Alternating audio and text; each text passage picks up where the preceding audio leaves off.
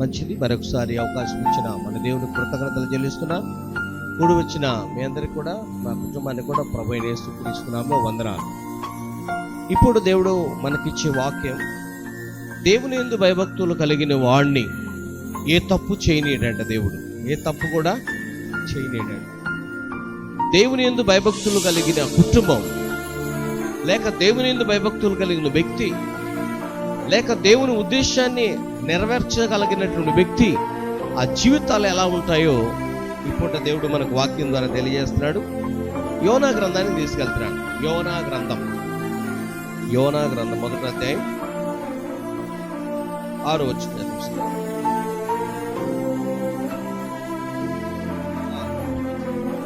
అప్పుడు వాడనాయకుడు అతని ఎదురు వచ్చి, ఒయ్యి నిద్రపోతా, నీకేమీ వచ్చినది? నీవు లేచి నీ దేవునికి ప్రార్థించమని మనము చావకుండా ఆ దేవుడు మన యందు కనికరించునేమో అనేది అంటాడు. ఇప్పుడు చూడండి పిల్లారా, యోనా ఒక మంచి ప్రవక్త, యోనా ఒక మంచి గొప్ప ప్రవక్త అయినటువంటి వ్యక్తి వాడ అడుగు భాగంలో పడుకొని నిద్రపోతున్నాడంట. ఏం చేస్తాడమ్మా? ప్రవక్తలు నిద్రపోతే తుఫాన్లు వస్తాయి. ప్రవక్తలు నిద్రపోతే ఏమొస్తాయంట? తుఫాన్లు వస్తాయి. తుఫాన్ అంటే శ్రమలు అని అర్థం. అంటే నిద్రపోకుండా అలాగే ఉండాలంటావా అనేది కాదు. నిద్ర అనేటువంటిది ఇక్కడ 2 రకాలుగా చూస్తున్నాం. ఆజ్ఞను అతిక్రమించి నిద్రపోతున్నాడు. ఏం చేశాడ?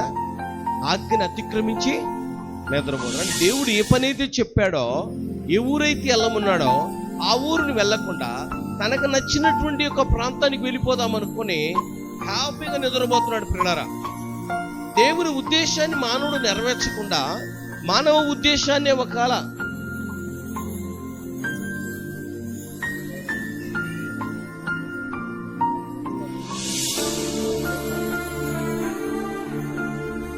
కాబట్టి మన జీవితాల్లో దేవుని మాటకు లోబడిపోయి దేవుని యందు ఎప్పుడైతే మనం విశ్వాసము కలిగి జీవించబడుతున్నామో, దేవుని కృపకు మనం భయభక్తులు కలిగి జీవించబడుతున్నామో, దేవుడు మన పక్షమున కార్యం చేయాలని ఆశపడుతున్నాడు. దేవుడేమో యోనా మంచి భక్తుడు. యోనా ఎవరంట? మంచి భక్తుడు, మంచి ప్రవక్త. ఆయనకి దేవునికి మంచి అనుబంధం ఉంది. ఇలాంటి అనుబంధం కలిగినటువంటి వ్యక్తి ఒక బాధ్యతను అప్పగించినప్పుడంట వెళ్తాను అన్నాడు, కానీ మరి వేరే ప్రాంతానికి వెళ్ళడానికి ప్రయత్నం చేశాడు. యోనాని దేవుడు ఎక్కడికి వెళ్ళమన్నాడంట? నినివే పట్టణానికి వెళ్ళమంటే ఈయనేమో తార్షీషుకు వెళ్ళడానికి ఇష్టపడ్డాడు.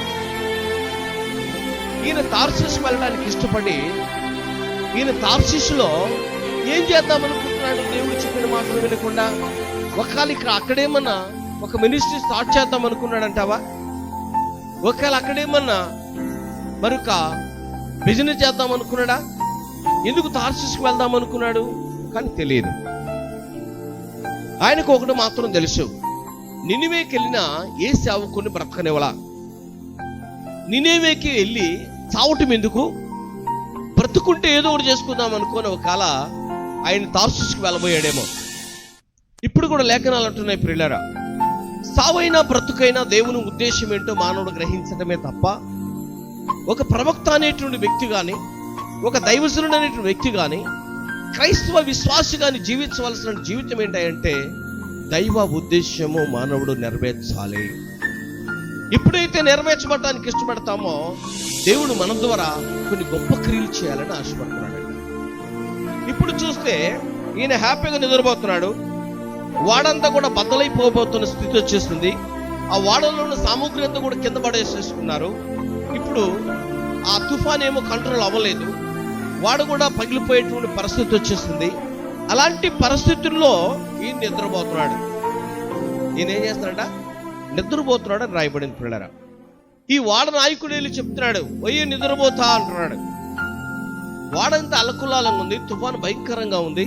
ఇలాంటి పరిస్థితులు అసలు నీకు నిద్ర ఎలాగొస్తుంది అంటే ఆయనకి తెలియదు ఏం జరుగుతుందో కూడా.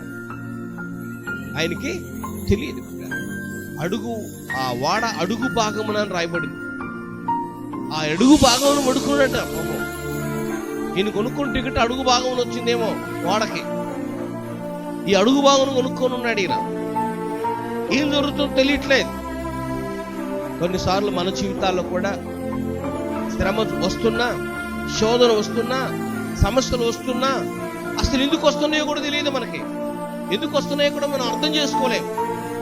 అసలు ఈ శ్రమ నాకు ఎందుకు వచ్చింది, ఈ శోధన నాకెందుకు వచ్చింది, ఈ అవమానం నాకెందుకు వచ్చింది అని చెప్పేసి మనం అర్థం చేసుకోలేం ప్రియులారా. ఆ యొక్క యోనా కూడా అదే పరిస్థితిలో ఉన్నాడు. వెళ్ళి హ్యాపీ పడుతున్నాడు. అయితే ఇక్కడ ఏమంటాడు 7వ వచనంలో,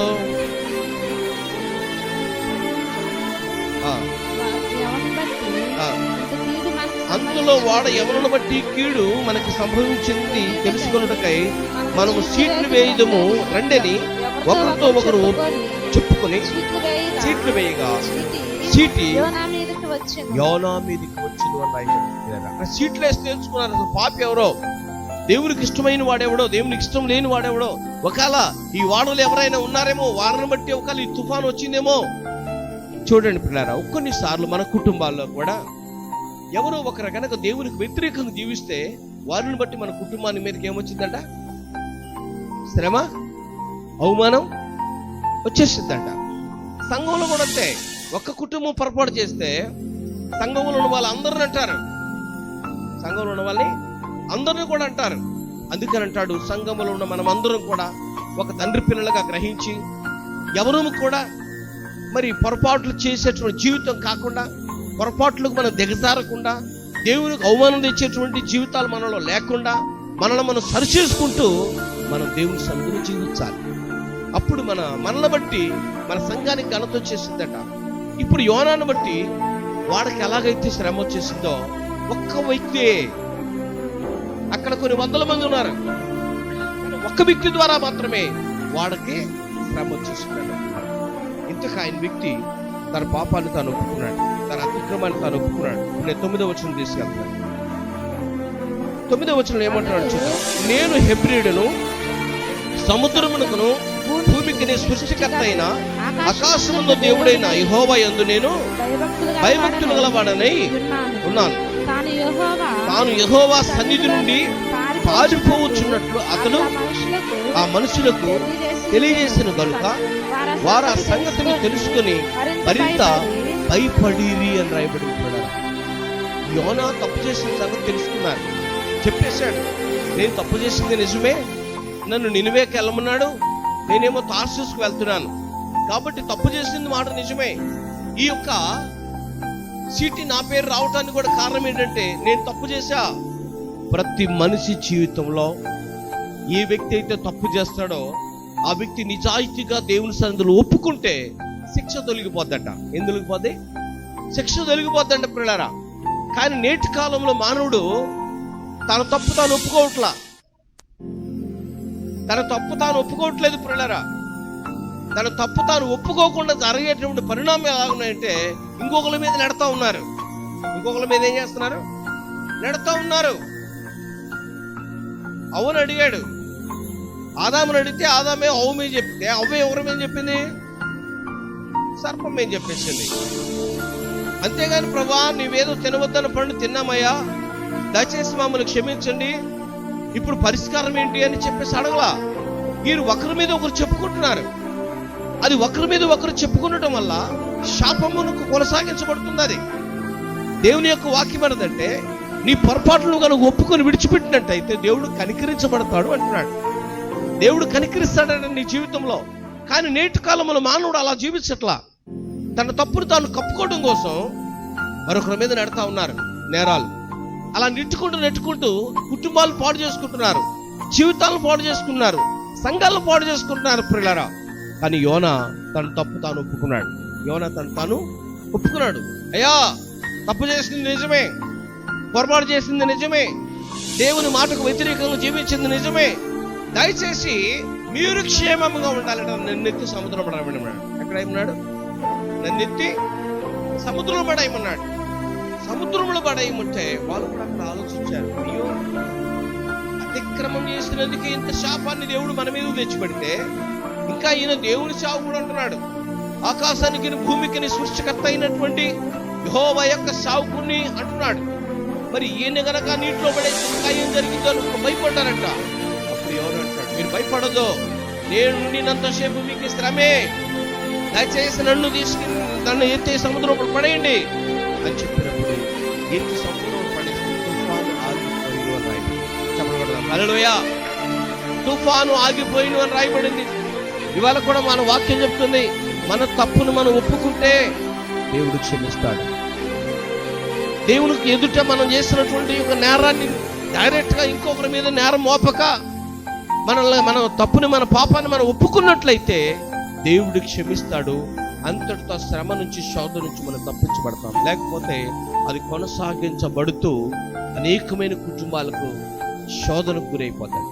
అనేకమైన కుటుంబాలకు శోధనకు గురైపోతాంట ప్రియులారా. అధిక లేఖనాలు మాట్లాడుతున్నాయి.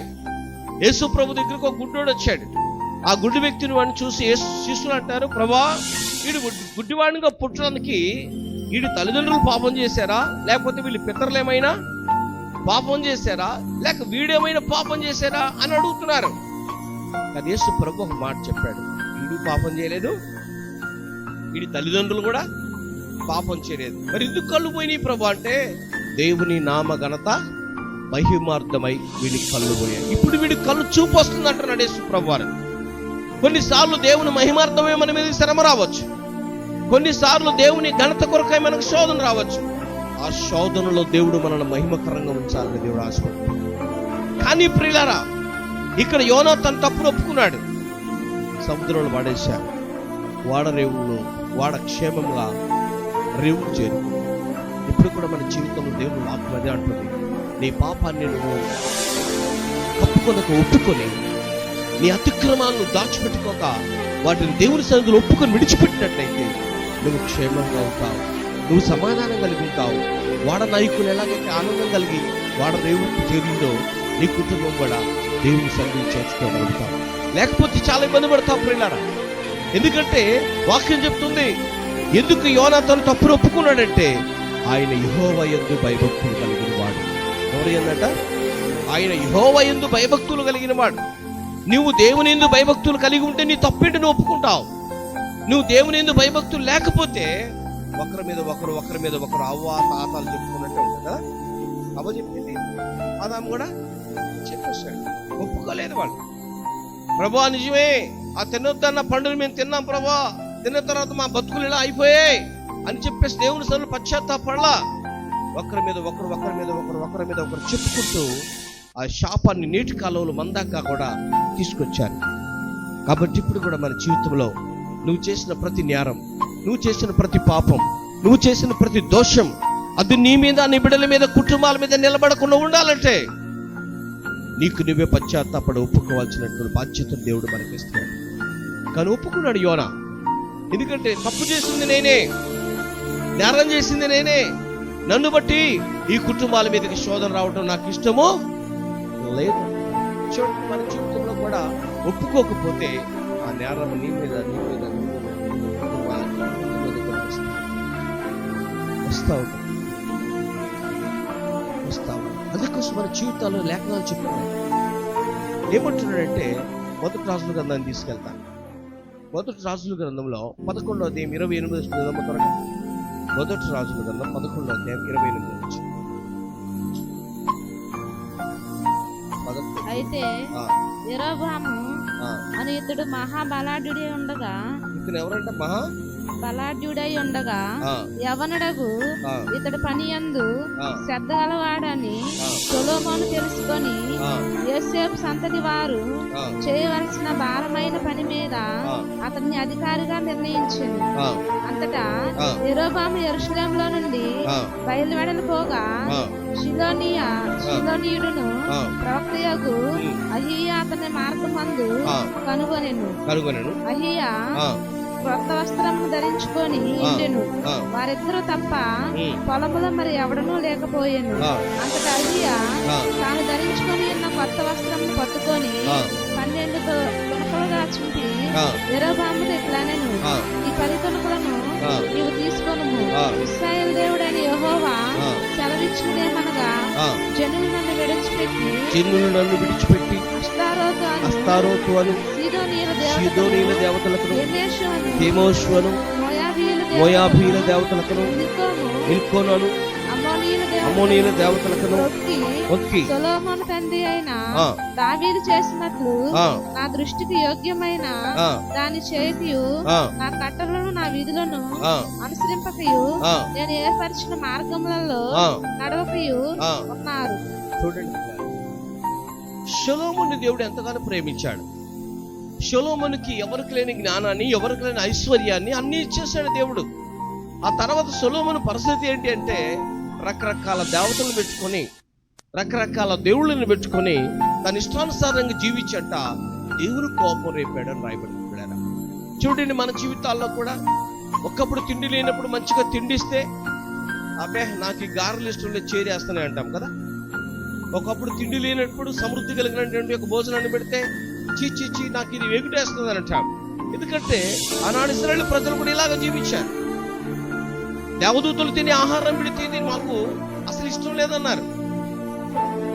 కారణం ఏంటి అని ఆలోచిస్తే దేవుడు అంటాడు, అరే దేవదూతల భోజనం వీరికి పెడితే ఈ మానవుడు తిని వెక్కసమైపోయి వాళ్ళు నా మీద తిరుగుబాటు చేస్తున్నారని చెప్పేసి దేవుడు బాధపడుతున్నాడు. ఇప్పుడు కూడా చూడండి, ఇందాక మనం యోనాను చూసుకున్నాం. యోనా తన తప్పు తాను ఒప్పుకున్నాడు. ఇక్కడ చూస్తే మనం యెరొబామును చూస్తాం. యెరొబాము దేవుని యందు భయభక్తులు కలిగి, యెరొబాము బలాఢ్యుడై ఉండి, యెరొబాము తన యజమానుడైనటువంటి సొలొమోనుకి లోబడి నమ్మకత్వంగా జీవించేవాడు. కానీ దేవుడు ఆయన్ని ప్రేమించాడు. ప్రేమించి ఏమంటాడంటే యెరొబాముతో అంటాడు, యెరొబామా, నేను నిన్ను ప్రేమిస్తున్నా, నువ్వు బాగా కష్టపడగలవు, నువ్వు నమ్మకంగా పనిచేయగలవు, నువ్వు నమ్మకంగా నా ప్రజలు రక్షించగలవు అని చెప్పేసి నీకు నేను 10 గోత్రాలను ఇస్తా. ఎన్ని గోత్రాలు ఇస్తా అంటామా? నీకు నేను 10 గోత్రాలను ఇస్తా, కాబట్టి నా ప్రజలు నీ జాగ్రత్తగా పరిపాలన చేయి అని చెప్తే అప్పుడే పశ్చాత్తాపడ్డాడు. ప్రభా, ఈ నీచుడు, ఈ దరిద్రుడు ప్రేమించి నువ్వు 10 గోత్రాలు అప్పగించగలుగుతున్నావా అని చెప్పేసి పశ్చాత్తాపడ్డాడు.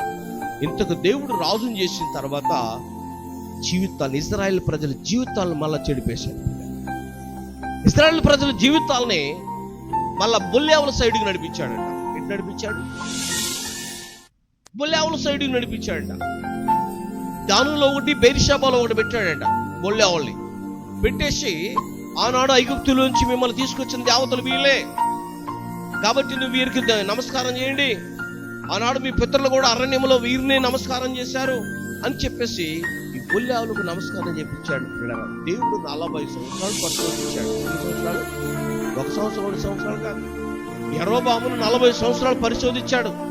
ఇంకా ఏమైనా మార్పు వచ్చిందేమో, దేవుని ఉద్దేశ ప్రకారం జీవిస్తాడేమో, దేవుని చిత్తమును అనుసరిస్తాడేమో, తన పాపాన్ని తాను ఒప్పుకుంటాడేమో అని దేవుడు ఎదురు చేసినప్పటికీ కూడా తాను ఒప్పుకునేటువంటి స్థితికి రాలా. ఎందుకంటే ఇతను ఆలోచించింది, యెరూషలేములో దేవాలయం ఉంది. యెరూషలేములో ఏముంది? దేవాలయం ఉంది. దాను మొదలుకొని బెయిర్షెబా వరకు ఉన్న ప్రజలు కనీసం 3 నెలలకు ఒకసారో లేదా 6 నెలలకు ఒకసారో, సంవత్సరానికి ఒకసారో వీళ్ళు తప్పనిసరిగా యెరూషలేముకి వెళ్ళాలి. యెరూషలేములో దేవుని ఆరాధన చేయాలి. ఇతని ఆలోచన ఏంటంటే, యెరూషలేములో యూదా గోత్రాన్ని సొలొమోనుకి ఇస్తా అన్నాడు కదా. సొలొమోను ఏమన్నా ఈ ప్రజలందరూ కూడా ఆడికి రాగానే వాళ్ళందరూ కూడా ప్రేమించి, వాళ్ళందరూ కూడా తన వైపు తిప్పుకొని నన్ను వాళ్ళ చేత చంపిస్తాడేమో అని చెప్పేసి భయపడి అని రాయబడుతుంది. ఏంటంట? భయపడి అని రాయబడింది. దేవుడే ఆజ్ఞాపిస్తే మానవుని చంపేదేవుడు. దేవుడే కాపుదలుంటే ఏ రాజు చంపుతారు, లేకపోతే ఏ సైన్యం చంపుతుంది, ఏ విష జంతువులు చంపుతాయి? అర్థమైందుకున్నారా? మనకు బైబిల్ గ్రంథంలో ఆ విషయం చక్కగా రాయరు, కానీ అతర గ్రంథాలు చాలా చక్కగా రాస్తారు. ఎవరు చూసుకున్నా, కంసును చూసుకున్నా, లేకపోతే రామదాసుని చూసుకున్నా, అతను కొన్ని చంపే వ్యక్తులే లేరు. ఇక్కడ చూస్తే దేవుడే వారికి ప్రాణం ఇస్తానని, దేవుడే వారికి అభివృద్ధినిస్తానని, దేవుడే నీ పక్షం ఉంటానని చెప్పిన తర్వాత ఎందుకు ఇలాంటి చెడు మనసు వస్తుంది అని మనం ఆలోచిస్తే, మానవ జీవితంలో ఎప్పుడు కూడా స్వార్థమునే ఆలోచిస్తాడు కానీ దేవుని మాట ఆలోచించడు. దేవుని ఉద్దేశాన్ని ఆలోచించట్లా చాలా వరకు. 90% కూడా దేవుని యొక్క ఉద్దేశాన్ని మానవుడు నెరవేర్చట్లా. ఇప్పుడు సొలొమోను కలిగింది అదే భయం. ఈ ప్రజలందరూ మళ్ళా సంవత్సరాలకు ఒకసారి ఆయన వెళ్ళాలి. ఆ ప్రజలందరూ కూడా ఒక్కళ్ళు కౌగిలించుకొని ముద్దు పెట్టుకొని, అయ్యా మా తండ్రి రాజు, మా తండ్రి తర్వాత రాజ్యం నాకు ఇచ్చాడు దేవుడు, కాబట్టి మీరేంటి అతను పరిపాలన ఉన్నారు, అతను చంపేసేయండి అని చెప్తాడేమో అని చెప్పేసి అంట వాళ్ళని యెరూషలేములకు పోకుండా, యెరూషలేములో ఉన్న యెహోవాను ఆరాధన చేయకుండా వారి బొమ్మలకు ఆరాధన చేయించాడు. చాలా సార్లు చాలా మంది స్వార్థభరితమైన జీవితాలు జీవించి దేవుడు దూరమైపోతున్నారు. దేవుడు చెప్పిన పని చేయట్లా, దేవుడు పంపించిన ఊరు వెళ్ళట్లా, దేవుడు చేయమని పని చేయట్లా. వాళ్ళకి నచ్చిన పని, వాళ్ళకి నచ్చిన దగ్గరే పరిచర్య, వాళ్ళకి నచ్చిన దగ్గరే సేవ చేయటం. అదేంటంటే దేవుడు అని మళ్ళీ దేవుని మీద వాదాలు పెట్టుకోవటం, దేవుని మీద అవమానపరచడం. ప్రియులారా, ఒక సేవకుడు అంటాడు ఒక సంఘాన్ని విడదీసిన తర్వాత, అబ్బాయి నీ డ్యూటీ ఏంటి, నీకున్నటువంటి ఒక మినిస్ట్రీ, నేను ఇక్కడ ఎన్నాళ్ళు చేయమంటే అన్నాళ్ళు చేయాలి, ఆ తర్వాత ఏ ఊరు ఇస్తా ఊరు వెళ్ళిపోవాలి.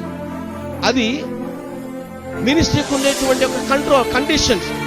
నువ్వు ఆ కండిషన్ దాటి ఈ ప్రజలు ఏదో నువ్వు లేకపోతే బ్రతకలేము, నీ వాక్యమే మాకు నచ్చిందని చెప్పేసి పిలుచుకుంటే నువ్వు సొసైటీ యొక్క కండిషన్స్ నువ్వు దాటిపోయి నీ స్థానస్థానంగా నువ్వు జీవిస్తున్నావు అని చెప్పినప్పటికీ కూడా ప్రజలు నన్ను ప్రేమిస్తున్నారు. ఎవరు ప్రేమిస్తున్నారు? ప్రజలు ప్రేమించడానికి కారణం ఏంటి? నువ్వే కదా. ప్రజలు పక్కదోవ పట్టించడానికి కారణం నువ్వు కదా. ప్రజలు మినిస్ట్రీలోంచి పక్క తీసుకురావడానికి కారణం నువ్వు కదా. నీకు వాక్యం తెలుసు కదా, కండిషన్ తెలుసు కదా, నువ్వెందుకు కండిషన్ లేకపోయావు? ఇది తప్పు. నా డ్యూటీ నేను ఇక్కడ 3 సంవత్సరాలు 4 సంవత్సరాలు 5 సంవత్సరాల్లో ఈ మినిస్ట్రీలో చేశా. ఈ మినిస్ట్రీ ఎక్కడ నన్ను పంపిస్తే అక్కడికి వెళ్ళాలి, అది మా కంట్రోల్, మా కండిషన్స్ అని నువ్వు ఎందుకు చెప్పలేదంటే చెప్పరు. ఎందుకు చెప్పరంటే దేవునికి వ్యతిరేకంగా జీవించే మనస్తత్వం అది. వాడు అంటాడు, ఇంకా నేను అక్కడికి వెళ్తే బతకలేనేమో, ఇంకో సాటికి వెళ్తే జీవించలేనేమో, ఇక్కడ ఈ ప్రజలను బాగా ప్రేమిస్తున్నారు అంటే నువ్వు ప్రజలను ప్రేమిస్తున్నావు కానీ దేవుని ప్రేమించలా. నువ్వు ప్రజలు ప్రేమిస్తున్నావు కానీ దేవుని ఆజ్ఞను ప్రేమించట్లా. సొలొమోను ఎలాగైతే దేవుని కోపం తెప్పించాడో అలాగే నేటి కాలంలో ఉన్న సావుకులు తెప్పిస్తున్నాడు. యెరొబోము ఎలాగైతే దేవుని కోపం తెప్పించాడో అలాగే నేటి సావుకులు కూడా కోపం తెప్పిస్తున్నారు దేవునికి. ప్రియులారా, వాళ్ళు ఏమనుకుంటున్నారంటే ఆ ప్రజలు నన్ను ప్రేమిస్తున్నారు అంటున్నారు. ఈ ప్రజలు ఎవరు? నువ్వు ఒక మినిస్ట్రీ కట్టుబడి ఉన్నావు, నువ్వు ఒక మినిస్ట్రీకి ఒక సావుకుడివి, నువ్వు దాన్ని అనుసరించకుండా ఆ ప్రజలను అనుసరిస్తానంటావేంటి? నేటి కాలంలో అలాగే దేవునికి కోపం తెప్పించేసి సంఘాలను చీలుస్తున్నారు. ప్రియులారా, సంఘాలను చీలుస్తున్నారు. సంఘాన్ని చీలిస్తే నువ్వు ఎవరిని చీల్చావు? దేవుని చీల్చినట్లే, ఇంకా నువ్వు దేవుని గాయపరచినట్లే, ఇంకా దేవునికి అవమానం తీసుకొచ్చినట్లే. కానీ మానవుడు అది అర్థం కావట్లా. ఇంకా మాయలోనే జీవిస్తున్నారు ప్రజలు కూడా, ఇంకా మాయలోనే అనుసరిస్తున్నారు. ప్రియులారా, సొలొమోను జీవితంలో మాయలోనే అనుసరించాడు, తన జీవితాన్ని కోల్పోయాడు. యెరొబోము మాయలోనే జీవించాడు, జీవితాన్ని కోల్పోయాడు. కానీ యోనా కోల్పోలా. యోనా మాయలో నుంచి బయటకు వచ్చేసాడు. అయ్యా నన్ను క్షమించండి, నన్ను బట్టి మీరు అవమానపడొద్దు, నన్ను బట్టి మీరు మరణకరమైన స్థితిలో ఉండవద్దు, ఈ పాపం చేసింది నేనే, ఇక నేను మళ్ళా పాపం చేయడం నాకు ఇష్టమో లేదు. ఏం పాపం? ఆజ్ఞాతత్వమే. పాపం అంటే కొత్తది కాదు, తెగ చెప్పాను. ఒక డినామినేషన్ మాటను త్రోసివేయటమే పాపం. నువ్వు పాపంలో పుట్టి పాపంలో వెళ్ళి పాపంలో జీవిస్తున్నావు, ప్రజలు కూడా పాపంలో నడిపిస్తున్నావు. ఈ పాపం నడిపిస్తున్న సంగతి తెలియట్లేదు ప్రియులారా చాలా మందికి. వాక్యం చెప్తుంది ఆజ్ఞ అతిక్రమమే పాపం, పాపం వల్ల వచ్చి జీతం మరణం, మరణానికి చేరుకున్నారు. అందుకని దేవుని యొక్క లేఖనాలు ఇప్పుడు మిమ్మల్ని దావీదులో తీసుకొస్తాను. దావీదు ఏమంటున్నాడు చూడండి. మొదటి దినవృత్తాంత గ్రంథంలో 21వ అధ్యాయం, మొదటి దినవృత్తాంతంలో 21వ అధ్యాయం 17వ వచనం చదివిస్తాను. మొదటి దినవృత్తాంతంలో 21వ అధ్యాయం. దావీదు జనులను పెంచుమని ఆజ్ఞ ఇచ్చిన వాడును నేనే కదా, దావీదు జనులను ఎంచమని ఆజ్ఞనిచ్చిన వాడను నేనే కదా, పాపము చేసి చెడుతనము జరిగించిన వాడను నేనే కదా, చెడుతనమును జరిగించిన వాడను నేనే కదా, గొర్రెల వంటి వారగు వీరేమి చేసిరి, నా దేవుడైన యెహోవా బాధపెట్టు నీ చెయ్యి ఈ జనుల మీద నుండకుండా నా మీదను నా తండ్రి ఇంటి వారి మీద ఉండనిమ్మని దేవునితో మనవి చేసెను. Praise God. దావీదుకున్న గుణలక్షణం అది. అందుకే దావీదును చూసి దేవుడు అంటాడు, అతడు నా ఉద్దేశాలన్నీ నెరవేరుస్తాడు, అతడు నా హృదయానుసారుడు, అతడు పాపం చేసిన ఇమిడియట్ గా ఒప్పుకుంటున్నాడు. నేటి కాలంలో నేను పాపం చేశాను, తప్పు చేశాను, నేను నా డినామినేషన్ మాటను వినాల్సిందే, ప్రజలారా మీరు మీకున్న మీ యొక్క కాపరుల మాట మీరు వినండి అని చెప్పాల్సినటువంటి నేటి కాలంలో దైవజనులు ఏం చేస్తున్నారంటే, ఒక 1000 మంది ఉన్న సంఘంలో ఎప్పుడైనా ఒక సావుకుడు వైపు 300 మంది అయినా ఉంటారు కదా. 1000 మంది ఉన్న సంఘంలో ఒక 300 మంది అయినా ఉంటారు. ఎందుకంటే దేవుని ప్రేమించే వాళ్ళు కాదు, మనుషుని ప్రేమించే వాళ్ళు. దేవునికి లోబడే వాళ్ళు కాదు, మనుషులకు లోబడే వాళ్ళు. అందుకని ఈ మనుషులు మరొకటి యొక్క సావుకుని అక్కడ పంపిస్తే ఆ సావుకుడుకు లోబడక ఈ మొదటి 2 సంవత్సరాలు 3 సంవత్సరాలు 4 సంవత్సరాలు చేసిన సావుకుడు అక్కడే కావాలని చెప్పేసి ఆ కాపురం పెట్టుకొని సంఘాలు చేయించుకున్న కూడా. కానీ ఇక్కడ దావీదు అన్నాడు, ప్రభువా శాపం వచ్చిందయ్యా, ప్రజల మీదకి నన్ను బట్టి శాపం వచ్చింది, తప్పు చేసింది నేను, ప్రజల్ని ఎత్తకమంది నేను, జనాభా లెక్క అయ్యమంది నేను, కాబట్టి ఈ అమాయకులైన ఈ ప్రజలు ఏం చేశారు, దయచేసి నన్ను బట్టి వారి మీదకి శ్రమ రావద్దు, అవసరమైతే నన్ను నా కుటుంబాన్ని శిక్షించమని చెప్పేసి పశ్చాత్తాపడి ప్రార్థన చేయడం మొదలుపెట్టాడు. మొదటగా నీ తప్పును ఒప్పుకోకపోతే ప్రజలు నశిస్తారు, నీ తప్పును ఒప్పుకోకపోతే నీ కుటుంబం నాశనానికి చేరువైపోతుంది, నీ తప్పును ఒప్పుకోకపోతే నీ ప్రజలు స్వజనంలో అవమానభరితులు అయిపోతున్నారు, నీ తప్పును ఒప్పుకోకపోతే విడిచిపెట్టకపోతే నీ యొక్క సంఘం పాడైపోతుంది. వాక్యం అది అంటుంది, ఖండించటం బాధ్యత, అది దేవుని యొక్క హక్కు.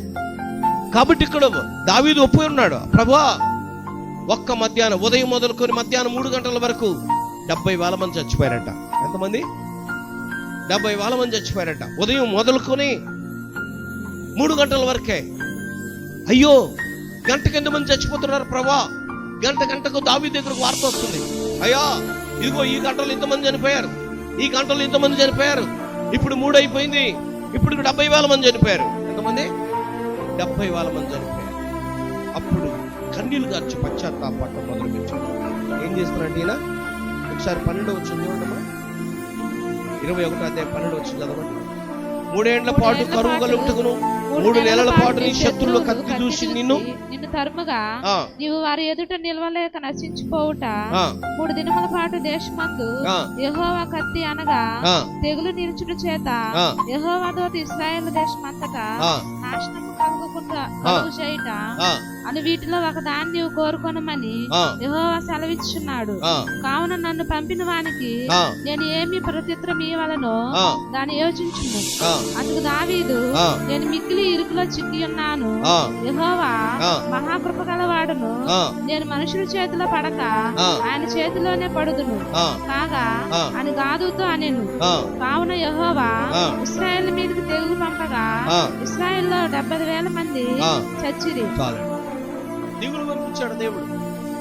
ఒక్క పూటే 3 దినాలు. ఇక్కడ కౌంట్ చేసుకుని ఇంకెంతమంది చచ్చిపోతారు? ఉదయం మొదలు 3 గంటల వరకు 70,000 మంది చనిపోయారు. ఆలోచించుకుంటున్నారా? ఉదయం అంటే ఎగ్జాంపుల్ మనం అనుకున్న 6వ గంట, 6 నుంచి 6 ప్లస్ ఒక 3, 9 గంటలకి 70,000 మంది చనిపోయారు. ఇంకా మనకి 24 గంటల టైం ఉంది. 24 గంటలకి ఎంతమంది చనిపోతారు? ఇంకా అలాగే మిగతా ఉండేటువంటి మొత్తం 3 రోజుల్లో కలిపి ఎంతమంది చనిపోతారు? పశ్చాత్తాపానికి వచ్చాడు. ప్రభువా తప్పు చేసింది నేను, లెక్క పెట్టమంది నేను, అమాయకులని ఈ ప్రజల్ని నువ్వెందుకు చంపుతున్నావు?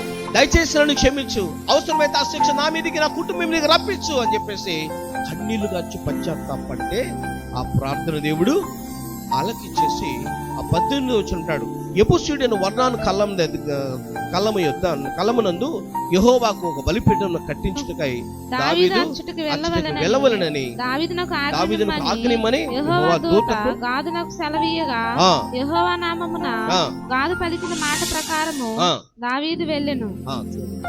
దేవుడు ఏదైతే చెప్పాడో దావీదు చేశాడు. ఆ ప్రజల మీద శాపాన్ని తప్పించాడు. ఇప్పుడు కూడా మన జీవితంలో మన పాపాన్ని ఒప్పుకోకపోతే తప్పనిసరిగా నిన్ను బట్టి నీ శాపం సంఘాల మీదకి, నిన్ను బట్టి నీ శాపం కుటుంబాల మీదకి, నిన్ను బట్టి శాపం ఈ దేశం మీదకి రప్పించబడుతున్నాం ప్రియులారా. అందుకే లేఖనాలు అంటున్నాయి, నువ్వు ఆలోచించుకో, నువ్వు శాపగ్రస్తులో లేకపోతే దీవెనకరంగా జీవించాలని ఆశపడుతున్నావా? దేవుడు కోరిక నీ మీద కోరుకున్నప్పుడు సొలొమోను దేవునికి దుఃఖపరిచాడు, యెరోబాము దేవుని దుఃఖపరిచాడు, దేవుని ప్రజలందరూ కూడా పక్కదోవ పట్టించారు వాళ్ళు. కానీ యోనా పశ్చాత్తాపడ్డాడు, యోనా కన్నీరు కార్చాడు. దేవా, ఇది నా తప్పే, నన్ను బట్టి ఈ వాడకు శాపం రాకూడదని పశ్చాత్తాపడ్డాడు. మరణానికి ఇష్టపడ్డాడు. ఇసిరి సముద్రంలో ఏమన్నాడు. ఇసిరి తర్వాత దేవుడు ఊరుకోలేదు, ఒక మత్యాన్ని పంపించాడు. ఆ మత్యమును వచ్చి యోనాను మింగితే అది నిన్నువే పట్నం ఒడ్లు పడేసినట్టు. ఎక్కడ పడేసింది? నిన్నువే పట్నం ఒడ్లు పడేసినట్టు. ఆ ఒడ్డుకి వెళ్ళాడు. ఆ గర్భంలో ప్రార్థన చేస్తున్నాడు, ప్రభా నేను మరణానికి శివుడైపోయాను. తనకు తెలియదు ఒక మత్యం గర్భంలో ఉన్నానని. ఇదిగో సముద్రపు నాసు నా తలకు చుట్టుకుందని చెప్పేసి ఆ యోనా గ్రంథం 2వ అధ్యాయం కూడా ప్రార్థన చేయడం మొదలు పెడతాడు. ప్రభా, ఇక నేను మరలా తిరిగి బ్రతుకుతానో లేదో తెలియదు, నేను సముద్రపు అగాధంలో దిగుబడి ఉన్నాను అని చెప్పేసి ప్రార్థన చేయడం మొదలు పెడుతున్నాడు. ఒప్పుకోవడం మొదలు పెడుతున్నాడు. మొక్కుబడులు చెల్లించుకోవడం మొదలు పెడుతున్నాడు. నీ జీవితంలో కూడా నీ పాపాన్ని ఒప్పుకొని, నీ అతిక్రమాన్ని ఒప్పుకుంటే, దేవుని ఉద్దేశాన్ని నెరవేర్చబడటానికి నువ్వు ఇష్టపడితే దేవుడు నిన్ను కుటుంబాన్ని ఒక ఉన్నతమైన స్థితిని తీసుకెళ్లాలని దేవుడు ఆశపడతాడు. ఇంతకీ 3వ దినాన తీసుకెళ్లి యోనాని ఆ యొక్క నినివే పట్టణం ఒడ్డును కక్కితే ఆ నినివే పట్టణం అంట ప్రకటించడం మొదలు పెట్టాడు. ఏమని ప్రకటిస్తాడు? మొదటి సాక్ష్యం చెప్పుంటాడేమో కదా, మొదటి సాక్ష్యం చెప్పుంటాడేమో. ఆకాశానికి భూమికి సృష్టికర్త అయిన దేవుడు, ఇదిగో మీ గ్రామానికి నన్ను పంపిస్తే, మీ పట్టణానికి నన్ను పంపిస్తే నేను రావడానికి ఇష్టం లేక ఇదిగో నేను తార్షీషు వెళ్ళబోతున్నటువంటి వాడ బద్దలైపోబోయే స్థితికి గొప్ప తుఫాను రేపాడు. అయితే తుఫానులో నుంచి నన్ను సముద్రంలో పడబెట్టే వాడలోంచి నన్ను సముద్రంలో పడేశారు. ఒక గొప్ప మత్యం నన్ను తీసుకొచ్చి 3 రోజులు ప్రయాణం చేస్తుంది. ఎన్ని రోజులు? మొదటగా సాక్ష్యం చెప్పుకుంటూ, లేకపోతే వాళ్ళు అంత కఠినమైన వాళ్ళు ఎలా మారతారండి? ఆ కఠినమైనటువంటి ఆ యొక్క నినివే పట్టణ ప్రజలు మారతారా? ఏ దైవజనుడు వెళ్ళి ప్రకటించినా ఆ దేవుని చంపేస్తారు కదా. మరి కారణం ఏంటంటే మొదట సాక్ష్యం చెప్పుండొచ్చు. మీ గ్రామం మంచిది కాదని నాకు తెలుసు, మీ గ్రామ ప్రజలు మంచోళ్ళు కాదన్న సంగతి నాకు తెలుసు, అందుకే నేను మీ గ్రామం రావడానికి ఇష్టం లేదు, ఇష్టం లేక నేను వేరే గ్రామానికి వెళ్దాం అనుకున్నా, కానీ దేవుడు ఒప్పుకోలేదు, దేవుడు ఇలాంటి అద్భుతాలు చేస్తాడని చెప్పి సాక్ష్యం చెప్తే ఆ సాక్ష్యాన్ని బట్టంట నినివే పట్టణం మార్చబడింది. నినివే పట్టణం ప్రజలు పశ్చాత్తాపడ్డారు. ప్రియులారా, ఇవాళ నీ జీవితంలో దేవుడు ఎన్నో మేలులు చేస్తున్నాడు, ఎన్నో సాక్ష్యాలు నీ జీవితంలో జరుగుతూ ఉన్నాయి. వాటిని నువ్వు అనేక మంది చెప్పగలిగినప్పుడు నీ కుటుంబం దేవుడు దీవెనకరంగా మారుస్తాడు. దేవుడు నీకు చేసిన అద్భుతమైనటువంటి కార్యాలు నువ్వు ప్రజల్లో ప్రకటించు. నువ్వు దేవుడికి మాటకు లోబడు. దావీదు లోబడ్డాడు, పశ్చాత్తాపడ్డాడు. వాళ్ళు ప్రజలను ఆయన రక్షించుకున్నాడు. నినివే పట్టణం రక్షించుకోవడానికి పశ్చాత్తాపడ్డాడు, నినివే పట్టణం రక్షించుకున్నాడు. పిల్లరా, ఆ రక్షణకు భాగ్యం యోనాకు దక్కింది. 1,25,000 మందిని రక్షించుకునే ఆ గొప్ప భాగ్యం యోనాకు దొరికింది. ప్రియులారా, ఇప్పుడు కూడా వాక్యం నీతో నాకు అదే మాట్లాడుతున్నా. ఎంతకాలం నీ పాపం నీలో పెట్టుకుంటావు? ఎంతకాలం నీ అజ్ఞానమైన బ్రతుకులు బ్రతుకుతావు? నువ్వు చేస్తున్నటువంటి యొక్క ప్రార్థన, నువ్వు చేస్తున్నటువంటి బోధ, నువ్వు నడుస్తున్నటువంటి ద్రోవలు అవి నీ కరెక్ట్ ఉండొచ్చేమో, అది దేవునికి ఇష్టం లేదని ఎప్పుడైనా అడిగావా? అడగడానికి అంత తీరిక ఆయనతో కలుసుకునే అనుభవం ఎక్కడ?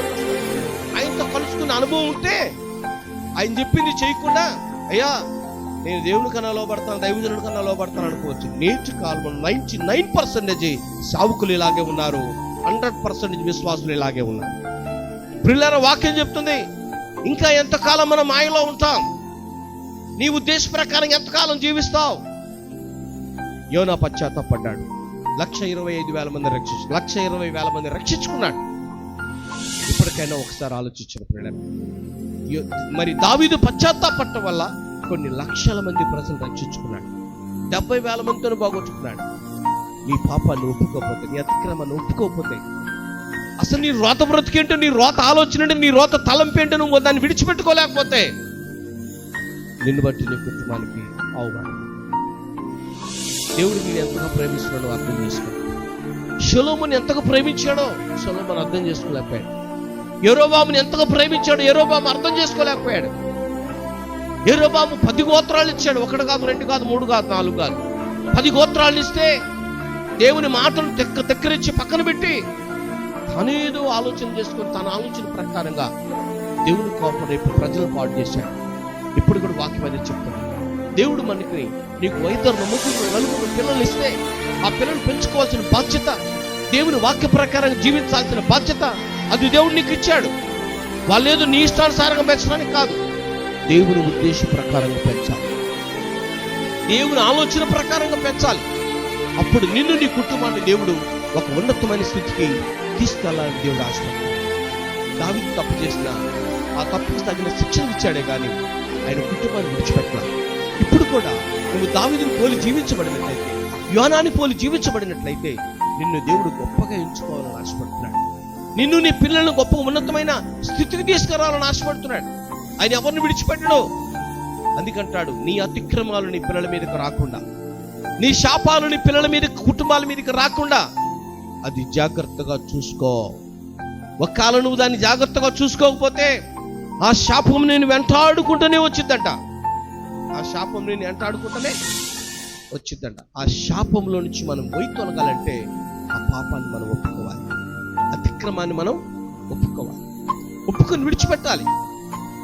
దావీదు ఒప్పుకున్నాడు, విడిచిపెట్టేశాడు. దేవుడు అతని కుటుంబాన్ని దీవెనకరంగా మార్చాడు. యోనా ఒప్పుకున్నాడు, దాన్ని అనుభవించాడు, శ్రమ అనుభవించాడు. 3 దినాలు మత్య గర్భంలో జీవించాడు. 120,000 మందిని రక్షించుకున్నాడు. ఇప్పుడు కూడా లేఖనాలు నీతో నాతో హెచ్చరిక చేస్తున్నాయి. ఎంతకాలం నీకు నచ్చినట్లుగా జీవిస్తావు? ప్రార్థన చేస్తూ, వాక్యం చదువుతూ, వాక్యం బోధిస్తూ ఎంతకాలం నీ ఇష్టానుసారంగా జీవిస్తావు? నీ పక్షం ఆయన ఉద్దేశం ఏంటి? నీ పక్షం ఆయన ఆలోచన ఏంటి? నీ పక్షం ఆయన తలంపులేంటి? అది మానవుడు తెలుసుకోలేక యెరోబాము మొదటిగా ఏమన్నాడు తెలుసా? ఈ నీచుడు ప్రభా, ఈ దరిద్రుడు ప్రభా, ఈ నీచుడు 10 గోత్రాలు ఇస్తున్నావా అని పశ్చాత్తాపడ్డాడు. కానీ రాజు అయిన తర్వాత గర్వించాడు. రాజు అయినాకేమయ్యాడు? గర్వించాడు. ఒకప్పుడు ఇల్లు లేకపోతే మనం ఎంతో కష్టపడతాం, ఆ ఇంటి కోసం ఎంతో మరి పశ్చాత్తాపడి ప్రార్థన చేస్తాం. ఇల్లు కట్టుకున్నాక మళ్ళా మనం ఏమంటాం తెలుసా? మళ్ళీ ఆ ప్రార్థన ఉండదు, ఉండదా? ఉద్యోగం లేనప్పుడు ఎంతో కన్నులు కాచి ప్రార్థన చేస్తాం. ఉద్యోగం వచ్చిన తర్వాత ఆ కృతజ్ఞతగా ఉంటామా? ఒక మంచి భర్త కోసమో మంచి భార్య కోసమో ప్రార్థన చేస్తాం. ఆ మంచి భార్య భర్త వచ్చిన తర్వాత సాక్ష్యం చెప్తామా? సాక్ష్యం. ఒక ఆయన ఉన్న విశాఖపట్నంలో ఇప్పటికి ఆయన 75 సంవత్సరాలు వయసు ఉంది. ఆయన యవనంలో పక్కన చనిపోయాడు. ఆయన ఒక నావిగేషన్ పనిచేసేవాడు. ఆయన యవన దేశంతో కూడా తన ఇష్టానుసారంగా జీవించాడు. లాస్ట్ ఒక సావుకుడు ద్వారా రక్షించబడ్డాడు. ఆ సావుకుడు రోజు ఎలతో మొదలుపెట్టి ఆయన ఎంత తాగిన ఇంత తడుతున్నా ఆయన దగ్గర కూర్చొని ఆయనకు ప్రార్థన చేయటం, దేవుని వాక్యం చెప్పడం వల్ల అతను మార్పు చెందాడు. అతను మార్పు చెందిన తర్వాత తాను తెలుసుకునేటువంటి యొక్క సత్యాన్ని గురించి, తాను ఎలాంటి యొక్క పాపంలో జీవించాడో ఆ పాపం గురించి ఎప్పుడు ఒక పత్రికలు రాస్తూనే ఉంటాడు. ఇప్పుడు తన భార్యను గురించి ఓ పాట రాస్తాడు. ఏం రాస్తాడంటే, నేను ఎంత తాగుబోతు వ్యక్తినో, నేను ఎంత నా భార్యని హింసించానో అవన్నీ కూడా భరించుకుంటూ నన్ను నాకు ఇచ్చిన 4 పిల్లలను కూడా ఆమె పోషించుకుంటూ వచ్చిందని చెప్పేసి ఇప్పుడు పాట రాయటం మొదలుపెట్టాడు. సాక్ష్యం చెప్పడం మొదలు పెడతాడు. మానవుడు పశ్చాత్తాపడితే తాను చేసిన తప్పులేంటో గుర్తుకొస్తాడు. మానవుడు పశ్చాత్తాపడితే తాను చేసిన అతిక్రమం ఏంటో గుర్తుకొచ్చింది పిల్లలు. ఎందుకంటే మానవుడు ఇంకా పాపంలోనే జీవించకూడదు. అతను పాపం నుంచి విడిచిపెట్టాడు. నేను చేసిన తప్పు అనుకున్నాడు. నేను ఇప్పుడు దాకా తాగిన ఇష్టానుసారంగా జీవించాను, నా పిల్లలు సరిగ్గా ప్రేమించలేదు, నా భార్య సరిగ్గా ప్రేమించలేదు అని చెప్పేసి ఆలోచిస్తున్నాడు పిల్లరా. ఇప్పుడు సత్యం తెలుసుకున్నాడు. సత్యానికి లోబడిపోయి తన భార్యని ఇప్పుడు పొగట్టం మొదలు పెడతాడు. అమ్మా, నువ్వు నిజంగా దేవతవి, నువ్వు నిజంగా దేవతవు కాబట్టి నన్ను భరించావు, నా రోత బ్రతుకును భరించావు, నా రోత తలంపులు భరించావు, నా రోత ఆలోచనలు భరించి 4 కొడుకుల్ని ఒక ఉన్నతమైన స్థితికి తెచ్చుకున్నావు అని చెప్పేసి ఇప్పుడు భార్యను పొగట్టం మొదలు పెడతాడు. భార్య ఏం చేస్తాడట? పొగట్టం మొదలు పెడతాడు. కారణం ఏంటి? తన తప్పు తాను తెలుసుకున్నాడు. ఒకటి మొదలుపెట్టాను. నేనంటే ఆమె చూసి ధన్యురాలు అన్నమాట. ఎవరు ధన్యురాలు? ఎన్నో ఓర్చుకొని, ఎన్నో శ్రమలు ఓర్చుకొని, ఎన్నో అవమానాన్ని భరించుకొని సత్యం వైపుకు నిన్ను నీ భర్తను దేవుడు తిప్పాడు. ఆ సత్యం తెలుసుకున్నాక నువ్వు ధన్యురాలు అయ్యావు. నువ్వేమయ్యావు? ధన్యురాలు. శాపముల నుంచి దేవుడు విడుదలపరిచాడు.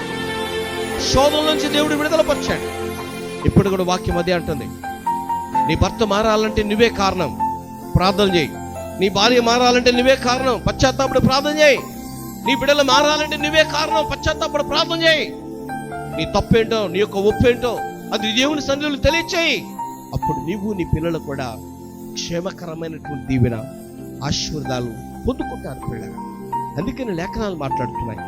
దావీదు పశ్చాత్తాపడ్డాడు, తన పాపాన్ని ఒప్పుకున్నాడు, మిగతా జనం మరణించకుండా తప్పించబడ్డాడు. యోనా ఒప్పుకున్నాడు, తన తప్పు ఒప్పుకున్నాడు, మరణానికి చేరువైపోయాడు.